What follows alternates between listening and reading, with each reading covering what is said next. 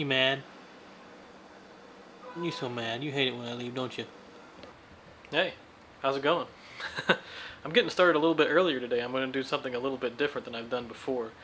Today I'm going to be doing a photo walk around the Echo Park area, and I'm going to be sharing with you some really cool photographic places, and then I'm going to be ending the night at Echo Park Lake, where I'm going to do some good shots there along with a few drone shots, and I'm going to end the night early. Come home and eat some pizza. I've been on a vibe, kinda hard to describe. I'm in between, I'm good and it's fine, but I'm tired of the grind. Then I come alive in the night to realize I'm in the middle of the time of my life. I'm never so packed for the stack, never lied on the rap.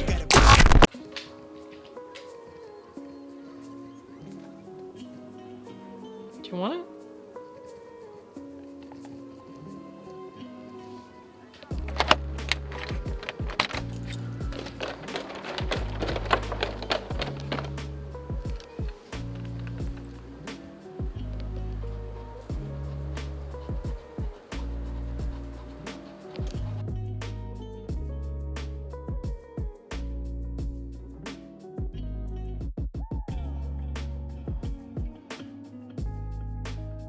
Okay, so this is Figaro Terrace, which technically I don't think is Echo Park, but it's very close.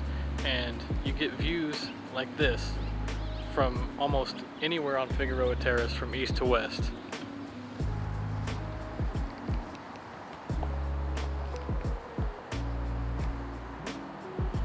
Okay, so now I'm walking down Figaro Terrace. I'm headed towards Marview, and the streets are as follows from east to west. You've got Centennial, Beaudry, Victor Heights, White Knoll, and then Marview. And these all provide sort of a unique perspective on the downtown skyline. Starting at Centennial is very interesting because there's a lot of power lines that go across the street, and then Beaudry has less power lines, but it's a busier street and it's popular for light trails. And then White Knoll is a very thin, very skinny street, and it has a lot of palm trees but no power lines at all. And then there's Marview, which is this one here,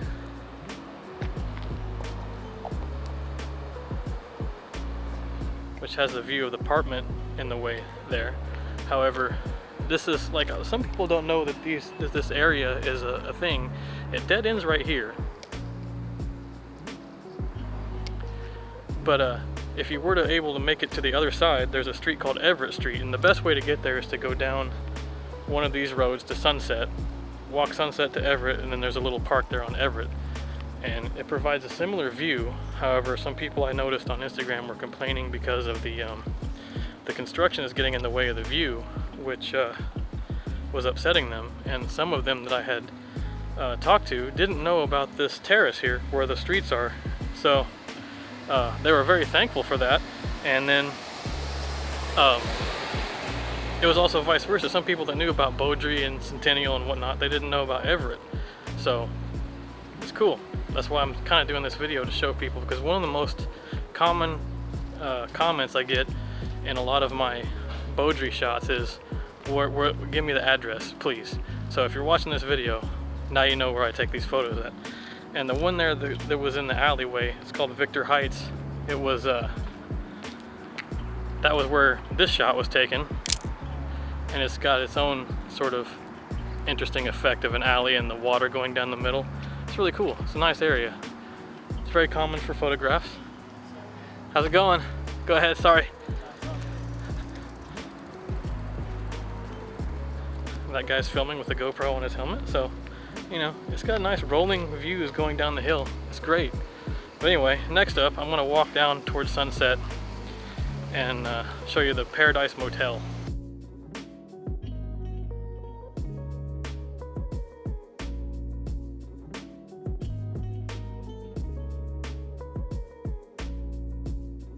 Alright, so these guys are shattering my hopes and dreams right now. I was so excited just a second ago, and now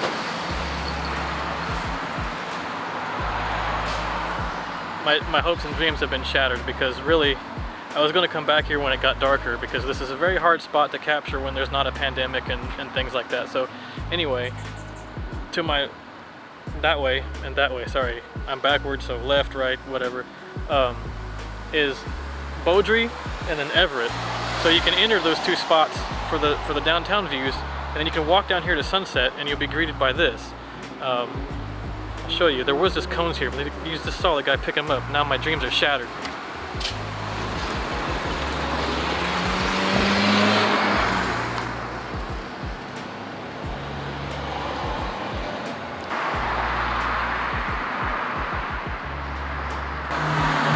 Alright, so that's a good spot because you saw the LA symbol in the bus lane here. And then right across the street is the Paradise Motel, which has been in numerous movies, including Freddy Krueger movies and things like that. And then the downtown skyline is in the background.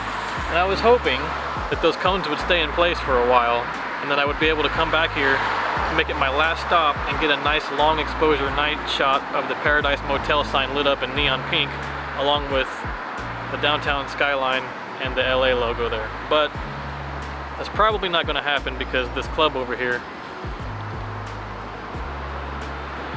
it gets hopping at night, and this whole bus lane is taken up by parking. So anyway, I'm going to keep walking over to into the Echo Park area, and we'll see if we can do some good photos. I'm sure we'll get something. This one will have to wait for now.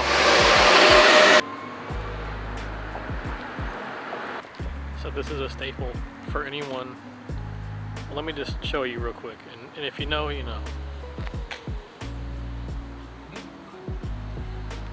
Do you like the tuna here? Alright, so if you don't know, Bob's Market was Toretto's cafe in the original Fast and the Furious, and that's where he went to get his tuna. That's where they got in a fight. They parked the cars right there, and then this blocked off area. This is where he said Brian Earl Spillner. That sounds like a serial killer name. All that stuff right there. And then I'm gonna walk up the street here. Just up the street is the actual house for the original Fast and the Furious Toretto's home, and the garage in the background, which actually belongs to another house. But anyway, this is a pretty normal. I'll show you here. This is what the this is a classic Echo Park thing here. This is what most of the old home architecture is like.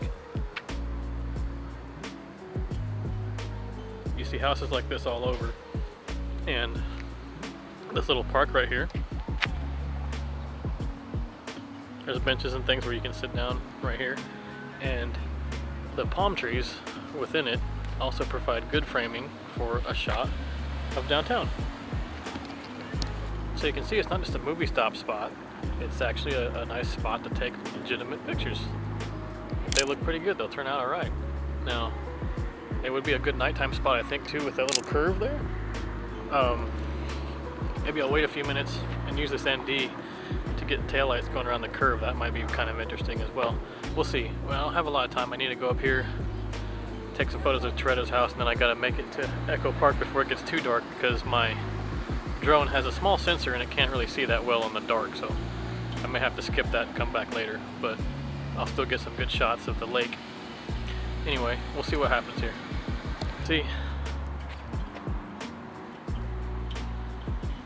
Beautiful shot behind me, and so basically there have been several things done here on this street. Fast and Furious is one, obviously, but the second one is if I'm not sure if it's a national commercial or not, but a Domino's commercial right there for their automated robot driver thing, where it's avoiding the Noid. I don't know if that's all over, or if that's just an LA thing because they're using it as a pilot city, but that's where it was filmed. It's a good view, makes great pics. Anyway, I'm gonna walk across here. Hang on. So this is kind of a high traffic area because of the movie, and the people that actually live here don't like people taking pictures of it, which I can understand why. It's actually a house, but it's an apartment.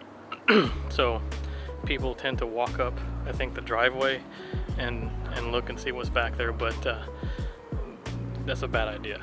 But anyway, here we are, Toretto's home.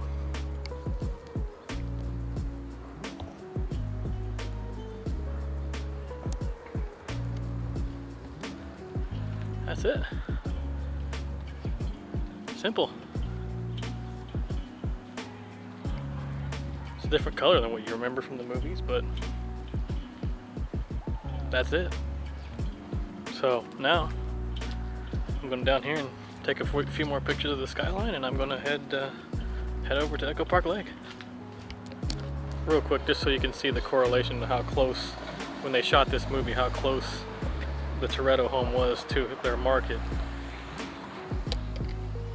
Right up there by where that guy's walking. That's where the Toretto home is. And there's the cafe. Pretty neat. Easy to film that way. You can dump all your stuff in one location and get 2 shots at once. I'm not sure if that's how they did it, but good job to the location scout. Alright, so just up the street, the market's that way.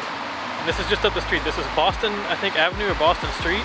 This is a great place to come if you want a nice city view with light trails from the 101 freeway. Check it out.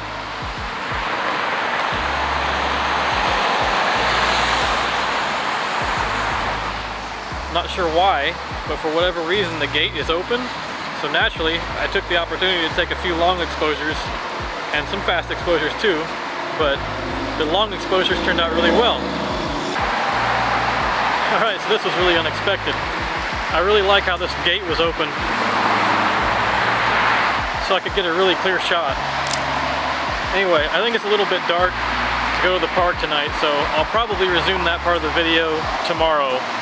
I really want to go towards sunset so I can use the drone and get the swan boats.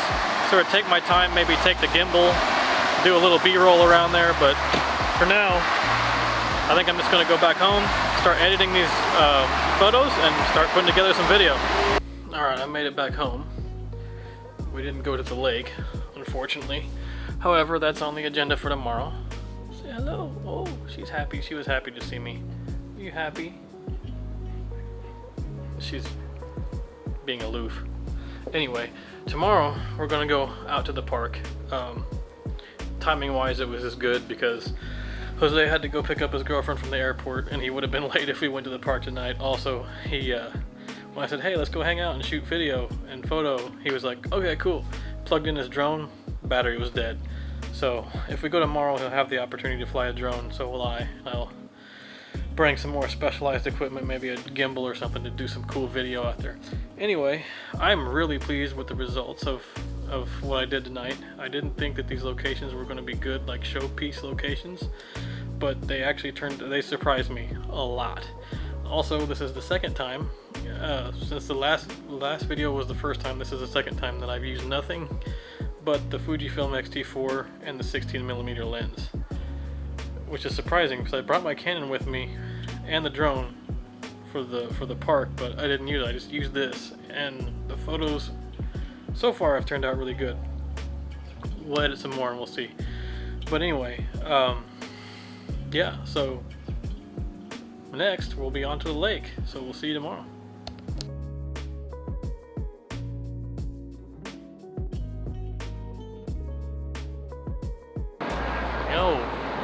I made it out to the lake, and it's very busy, and to be honest with you, a little underwhelming from the last time I was here. There's a lot of people and it's hard to get good shots, so I'm gonna go with some candid shots. Probably won't show a whole bunch of those, but I'm looking for a good place to frame downtown against the fountain, and I'm not coming up with luck because really a lot of the creative places that people used to use for this area have been blocked off for the renovation, which was really where they just booted out most of the homeless people that were there. Was hundreds of homeless people here, and they sort of was like a self-policing community. But anyway, a lot of it's blocked off, which is making it hard for me to get good shots. Anyway, I'm gonna find a place to sit down and do some drone video and some drone photos, and then I'm probably gonna wrap it up and then go home and finish this video out.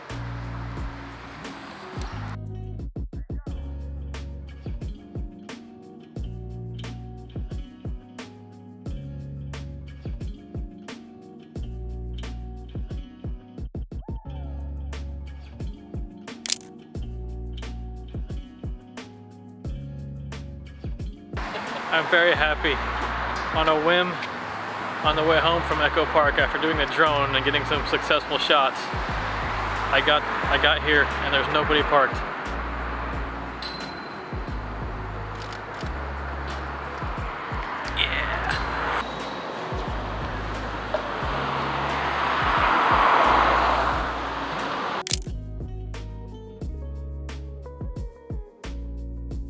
Hey, what's up? I'm back home and Echo Park was a success, the droning was a success, and the Paradise Motel was a success.